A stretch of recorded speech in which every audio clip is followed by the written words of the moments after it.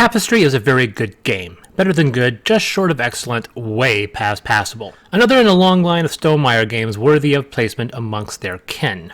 Look, what reputation I do have points to a level of overanalysis, a holistic approach to board game review. My wife and I played the game twice in a row the day we received it. I made steak, I contemplated wine pairings, it was 4 months before our wedding, and the reputation of Tapestry until this moment was mixed. Someone's going to put a marker in the comments to skip the preamble in the video, so I'm just going to do it for you. In 2019, Stonemaier released Wingspan. Several blog posts and videos later, it appeared the company greatly misjudged the supply for the massive demand that would emerge, resulting in increased cost and waiting lists. I only got in this review because Jason had connections. I contributed to the video minutes after playing my first game. My only personal copy of Wingspan wouldn't occur for another 6 months, likely after Wingspan ran off its third printing. The game was still atop the lists of many potential buyers when the announcement came for Tapestry. Quite the looming shadow to emerge from. It should be noted, despite being on Stonemeier's review list, they refused to send out copies of Wingspan for review because, quite simply, they didn't need to. Initial reviews for Tapestry were positive, not as high as Wingspan, but that may come from certain initial opinions regarding its level of production. It's high. Wingspan looks gorgeous, including a birdhouse dice tower, a card tray, and these fantastic egg tokens. I thought so. All of this for a reasonable price. Tapestry, well, it's more expensive. In fact, its original price surpassed that of Scythe. Also, I did receive a review copy, and note the production run. I only received a copy halfway through its first run. There's no doubt about it, Tapestry is looking to be a disappointment. And said disappointment may point to a bizarre trend in board games. People will throw their wallet at a $150 Kickstarter just on the promise of a high-quality product. And yet with Tapestry, clearly a replication of a Kickstarter exclusive, everyone suddenly got cold feet. It makes me wonder what would happen if Tapestry hit Kickstarter instead of going right to retail. Not done yet. Skip to this point. And let's get this out of the way. Wow, does this game look amazing. The boards are thick, I love the rounded edges. Everything has a wonderful rough texture so cards don't slide. Even the manual feels like plastic. Nope, that's definitely paper. The echelon of quality of the entire box are these fully painted buildings. These stand out, are unnecessary, but will be forever considered the indicator of the game's overproduction. But that's not all. The game features dozens of smaller buildings, color-coded to match their placement on your Tapestry board. These totally look like chocolate. That was a bad idea. Given everything contained in this box, you'd think the game would be complicated, and yet the entirety of the rules are comprised on only 4 pages. But, like Scythe, they do require some clarification. Welcome. Take a seat, you impatient bastard. Lay down the correct side of the board based on player count. Everyone gets a random civilization card, a random capital city map, cubes and towers of your player count, and this central Tapestry board. Cover up all these spaces with those matching colorful buildings, leaving the far left open. Place a cube in the starting position of each advancement tracker and the point tracker. Place 2 towers of your color on your assigned hex on the map. Shuffle the invention cards, reveal 3, shuffle the Tapestry deck, and place here. Everybody got that? After reading the manual and scrutinizing the board, one would assume, like most games in Stonemeier's lineup, that Tapestry is an engine builder. But if it is, it only barely registers as one.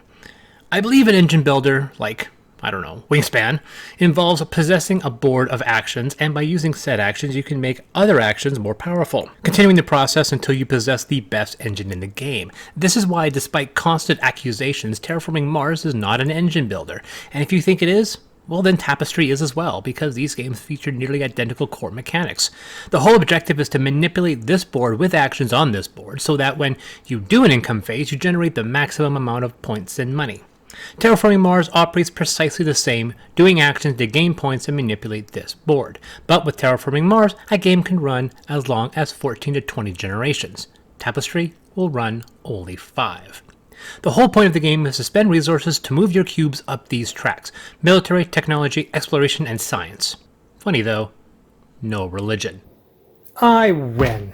These tracks pair with income rows on your Tapestry board. The global board and the private board both feature Thematic, indicators of progress, titles I had to go back and check because after a half a dozen games, I still never bothered to read them. Technology moves through pottery, carpentry, and stone tools. Science starts with astronomy, then mathematics, and herbalism. And no, there's absolutely no thematic connection between the names and the benefit you gain for achieving that location. Funny, we haven't mastered chemistry yet, but we have been into space. As you remove houses from the Tapestry board, you reveal titles like racing, tabletop games, and virtual reality. The future. Advancing on tracks requires resources, and there are 4 different tokens representing them: coin, worker, food, and culture. Weird how culture is associated with the military track.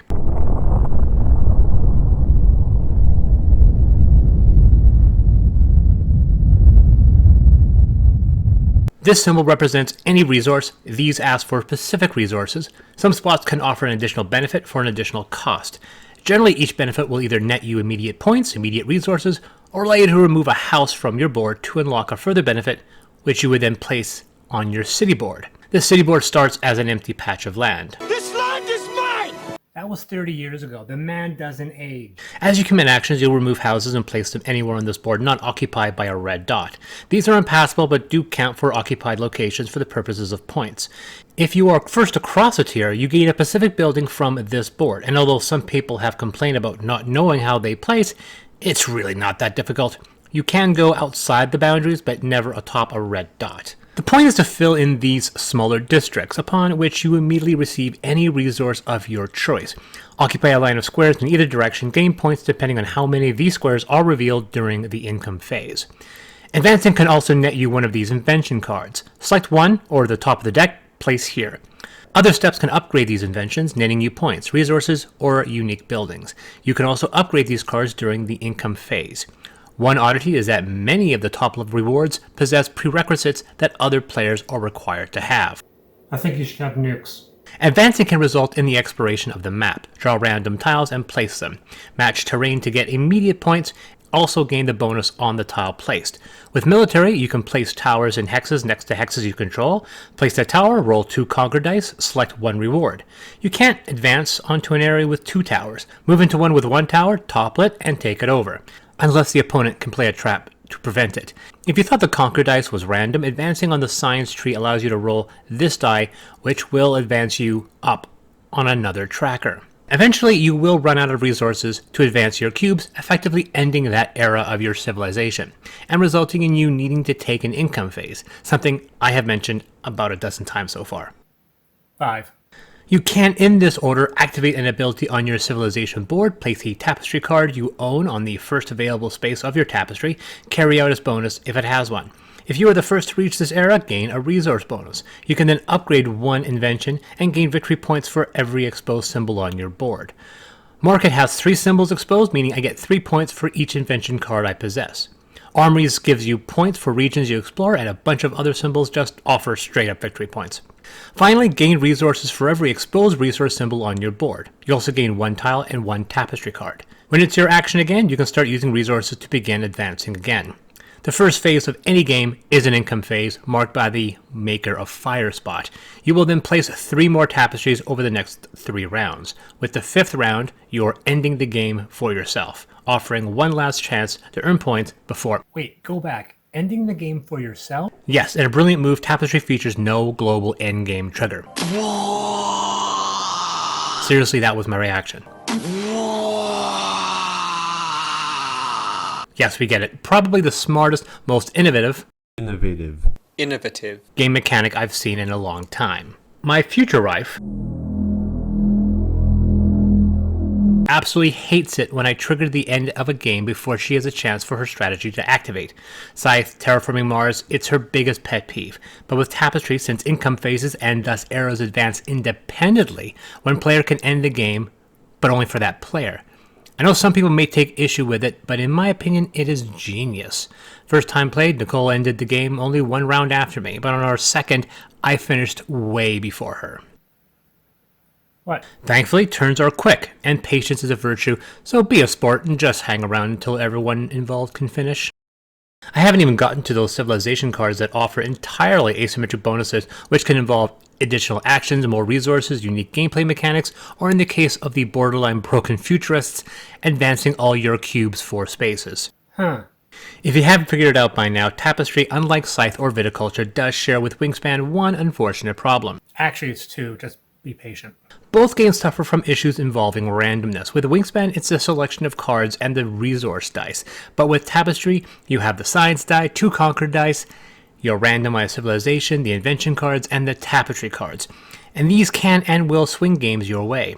For one, these civilization cards are woefully unbalanced, so much so that in January they published an errata to bring down the power level of some of these cards. It's further complicated by the Tapestry cards, which you draw randomly from a deck. Very often you may only have 1 or 2 cards to choose from, and despite the game claiming otherwise, on 2 occasions I was forced to draw blind from the deck to place down on my Tapestry. As for my second issue, both Wingspan and Tapestry have an issue regarding game length. Yes, without a doubt, when playing this game for the first time, especially with a large group, a game can take in excess of 3 hours. But with an experienced group, you can hammer out a session in under 90 minutes. Both Wingspan and Tapestry end too quickly.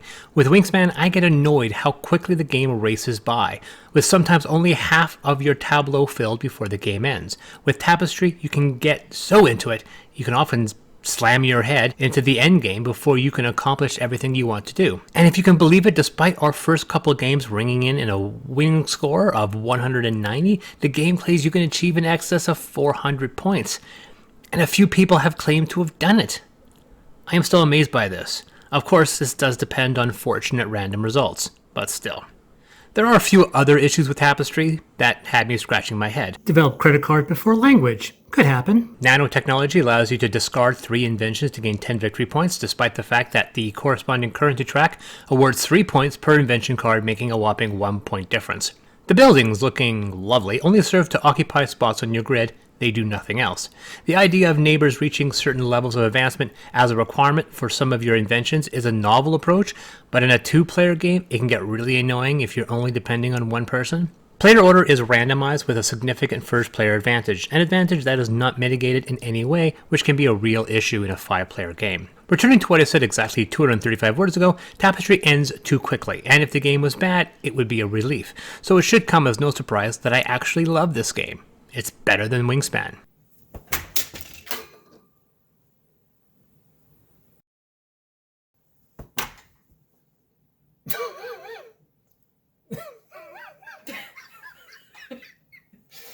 Can you do that again? That was actually amazing aim. So much so that my head got jolted. I was like, I was supposed to do something. Look, I'm not saying it's a bad game, but I gave hints about an issue I had with Wingspan with the review I did with Jason Peacock. We got a discussion about theme. Chris is saying technically you could put any theme on this game, and I think that the bird theme is actually perfect. Do you want to explain why this could be about goats? Wingspan has a look, and the mechanics interlink with elements on the bird cards, but Wingspan is an abstract game. A thematic game would be like Scythe, where you are developing the engine of your empire, or in Terraforming Mars, where you develop your corporation. In Wingspan, you collect birds that activate mechanics that get you eggs and points. Good game, good looking, not thematic. I mean, it's not like I'm running a bird sanctuary. And despite Tapestry possessing some abstract elements, there does exist a thematic connection between what you are doing and how your conceptual civilization improves. Yes, my culture did develop tanks before steel. Could happen. Like I said, the only real issues with Tapestry is its randomness and truncated game length for sessions involving experienced players. With Wingspan, my solution to the game length is to add 1 extra cube for each player. And if you know the game, you can see how that could affect how it's played. With Tapestry, it's equally simple. Have a 6th income phase. When you reach your 2nd income phase, place your first Tapestry card over Maker of Fire. The first person to do so gains the standard 1 resource reward, and the game continues as normal. As for the randomness, you already roll 2 Conquer dice, so that's pretty good, but with the Science die, roll twice and take the result you want.